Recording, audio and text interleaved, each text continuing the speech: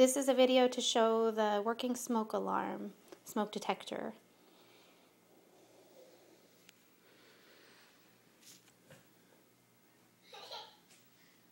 It's currently set to the normal position, and the instructions say to turn to test 1. The alarm will sound within 20 seconds.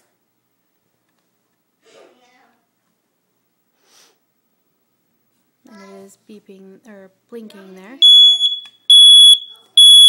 And then turning back to normal, and it takes another 20 seconds to turn off. I am sending you the link for the instructions so that you can see that those are the correct instructions. Thank you.